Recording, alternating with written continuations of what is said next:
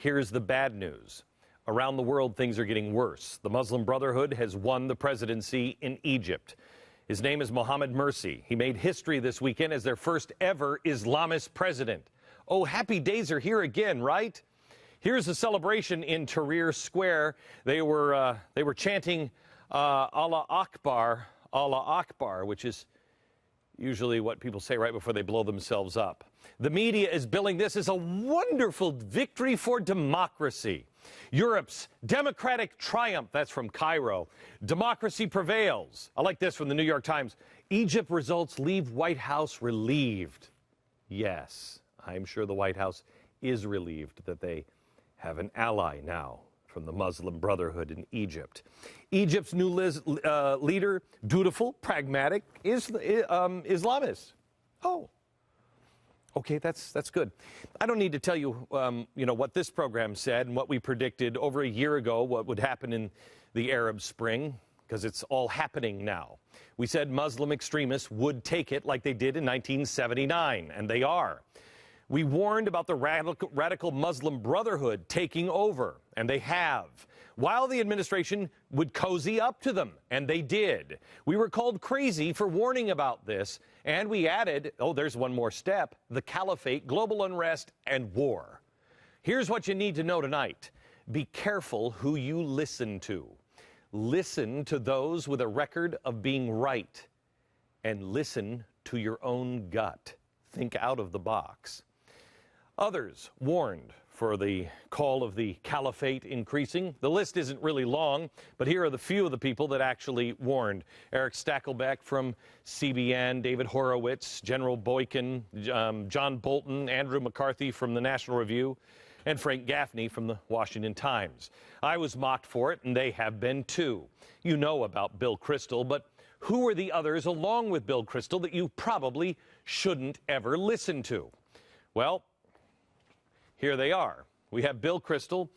We have Will Bunch from the Huffington Post, which I've never read anyway. We have Dana Milbank. She was saying that we were crazy. Howard Kurtz, CNN, Washington Post. Rich Lowry, National Review. Chris Matthews is always wrong on everything, so of course he's on this list. James Clapper, the Director of National Intelligence. Brotherhood is largely a secular organization, and they don't have any intention to have any kind of power. Oh, really? David Brooks from the New York Times said that I was wacky and had delusional ravings about the Muslim Brotherhood.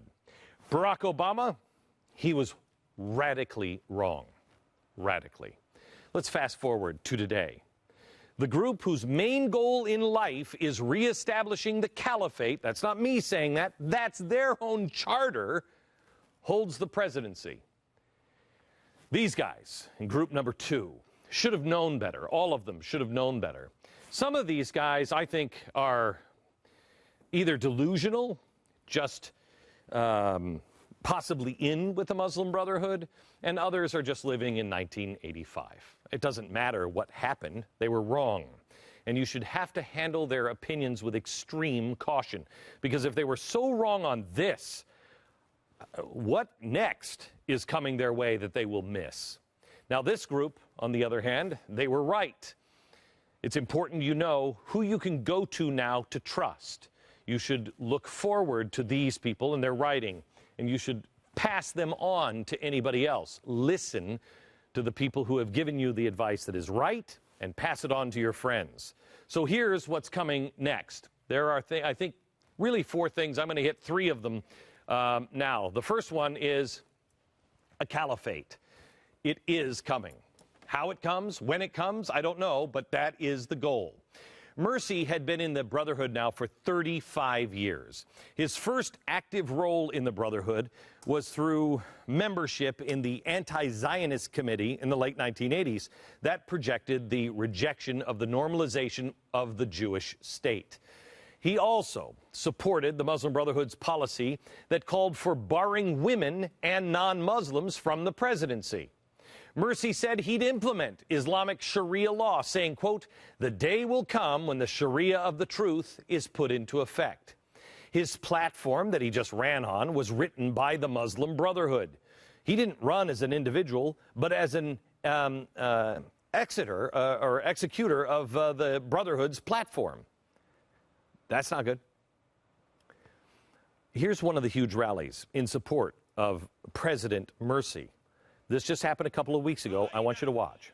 حلم الخلافة الإسلامية حلم أرض الخلافة يتحقق بإذن الله على يد الدكتور محمد مرسي ومن معه من إخوانه وجماعته وحزبه. رأينا الحلم الكبير الذي نحلم به جميعا. الولايات المتحدة العربية. الولايات المتحدة The caliphate will be restored. Allah willing. Watch carefully.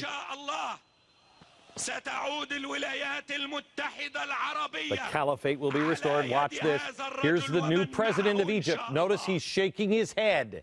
He's shaking his head. Yes, Allah willing, the caliphate will be restored. But there's more. Go ahead. ستكون عاصمة الخلافة ستكون عاصمة الولايات المتحدة العربية هي القدس إن شاء الله. Perfect. Perfect. During this same rally, they also all took part in a song. They sang, "You are all Hamas," and banish the sleep from the eyes of all the Jews.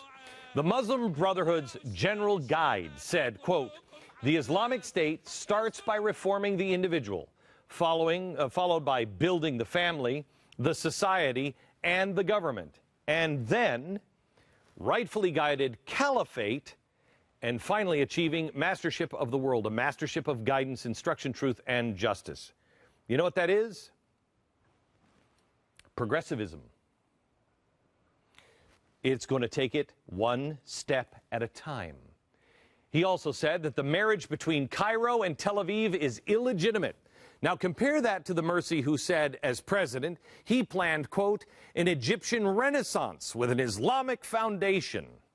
Reports today say Morsi is already reconsidering the Israeli-Egyptian peace treaty while looking to improve the ties with Iran, which also, the clowns over here that were really, really wrong, they all said that wouldn't happen. It will. The enemy of my enemy is my friend. That's what these people are missing about the Middle East. Yet another report today claims that the Islamist group is planning to, quote, "do away with film and artistic heritage, replace police uniforms with Islamic garb." Oh, won't that be a snappy number? Make memorization of the Quran a precondition for advancement in school. Replace the national anthem with the anthem of the Islamic Caliphate. The addition of Islamic media organizations, which would publish the Islamic heritage. Okay, so Caliphate is coming, only a matter of time. How much time? Don't know, but that's what their goal is. Two, the second thing that's going to happen, and really it leads to the Caliphate, are the covert tactics. Everything will be done covertly. They'll be doing it because the Muslim Brotherhood has changed. They have expressed admiration and desire to follow in the footsteps of Islamists in Turkey, the AKP party. These are the people that implemented a gradual change plan. Progressivism. You see, progressivism, as I said at CPAC 2 years ago, when the Republicans really started hating me, progressivism is a disease, and it can infect anybody. It has infected the Democrats, and it is advanced to cancerous stages, and I don't know if you can even save it anymore. It's diseased inside the body of the Republican Party. It's diseased in some of our churches. It's diseased in our labor unions and our schools, and it is diseased around the world as well. It is now a disease in the Muslim Brotherhood. See, people use it because it's smart. It's smart. If you take little baby steps, it's boiling a frog. They never jump out. They also use centrist and populist sounding words. For example, the Muslim Brotherhood has named their political arm the Justice and Freedom Party. Ooh. And like a fish following the bait, the media goes right along with it. CNN has reported today that Morsi has resigned from the Muslim Brotherhood. Oh, well, then that should exonerate him from the group's certifiable crazy and dangerous beliefs, despite all the facts that have happened in his entire life. Obama called Morsi and described the victory as a milestone in Egypt's democracy. Trust me, it is exactly that. Now, how has this happened in America, that you have all of these people going wrong? Well, I think, and I mean this with all due respect, I actually do. Bill Kristol, he did a lot of wonderful things in the 1980s, but Bill Kristol has not come out of the 1980s. The people who designed the Reagan Revolution are still living the Reagan Revolution. That is the problem with many of the people that are in office right now. They're not thinking in terms of today. The world has changed. But other people, like Barack Obama, I think, are influenced by the infiltration that he has himself done, the infiltration of our government by the Muslim Brotherhood. We showed you the infiltration in Rumors of War 3 and in the new book, Cowards. The caliphate and the Western way of life will not coexist. They cannot coexist. It will be the end of the Western way of life if we don't listen to these people and stop listening to these people because of step 3. What leads to chaos? Well, the covert tactics, economic and civil. That's what's coming. Economic and civil chaos. Do you remember in the 1970s, the wonderful Carter era? Oh, I look back on it as if it were poison. Those days don't come back. Oh, wait, they have. What happened during the Carter years? We became weak on supporting Israel because we were weak on communism. We were weak on Iran. And the Cold War got worse. Russia started making friends in the Middle East. Is it a coincidence that now, under Obama, all of exactly the same things are happening? No. It's a rerun of history.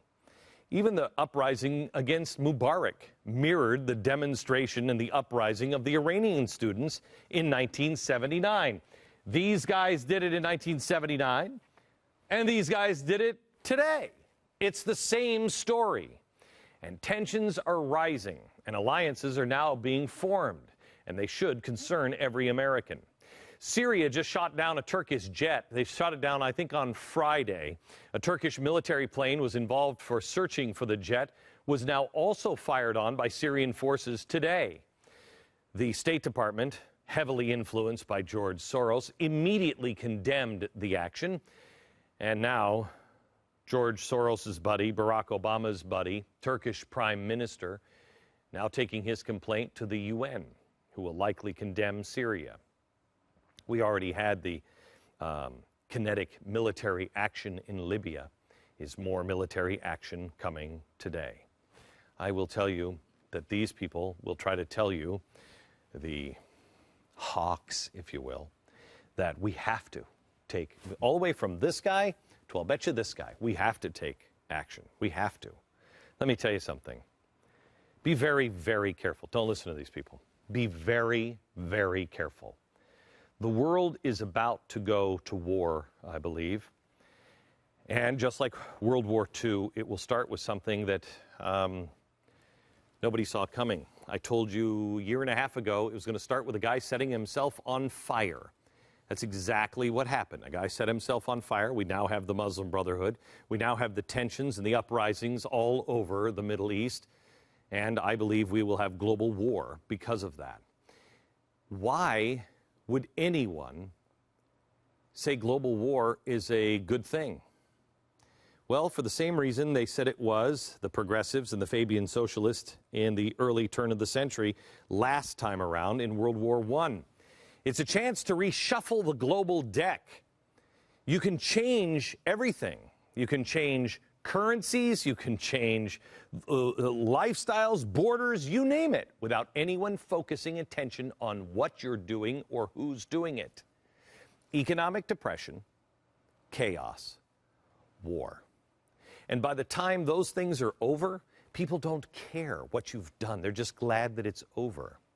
But the power has shifted, and borders will have been changed. Currencies will change. Lives and freedom will be changed.